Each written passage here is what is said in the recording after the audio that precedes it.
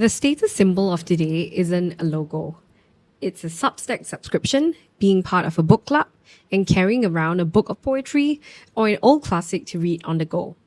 In fact, Coach, the fashion brand, partnered with Penguin Random House to create a wearable, fully readable micro book charm featuring Jane Austen's Sense and Sensibility for their Spring 2026 campaign.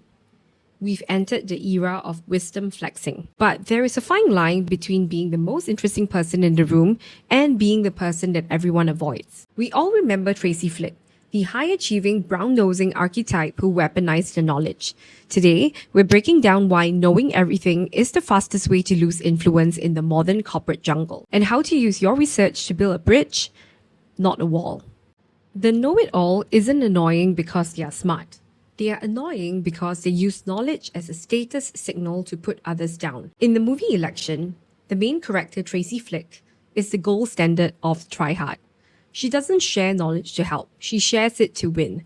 And she is the ultimate warning that being right is useless if you are unlikable. In Gilmore Girls, we have Paris Geller, who has a very nice personality but hides it behind her IQ and very competitive spirit. The most likable celebrities, Paul Rudd, Keanu Reeves, or Dua Lipa, are often incredibly well-read, but you never know it unless it's relevant. So the difference between a know-it-all and a likable expert is that the know-it-all waits for a gap in the conversation to insert a fact, whereas a likable expert waits for a point to weave their knowledge into. We can see this in a polarizing figure like Russell Brand, who often uses his expensive vocabulary to dominate a room.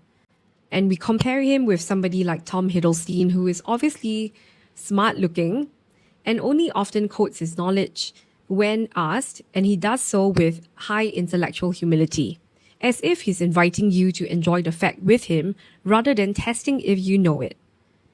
People don't really care how much you know until they know how much you're listening to them. So what is the best way to use our deep dive research to command respect in a Zoom meeting without sounding like Tracy Flick?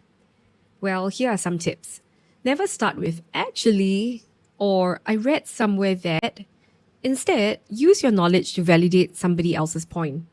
You can say something along the lines of, "I love that point, and it actually aligns with some research I saw regarding this data point, and it makes your suggestion even stronger."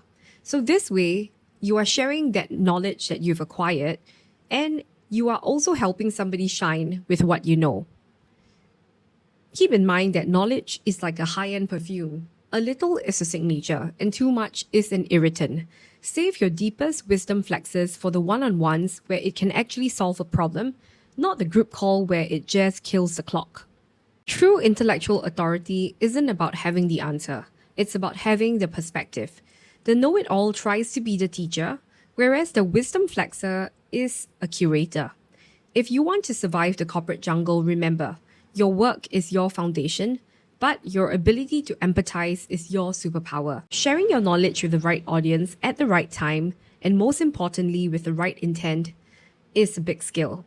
Nobody likes a know-it-all, but everyone loves a person who makes them feel smarter. Thank you for watching. Subscribe for more videos weekly.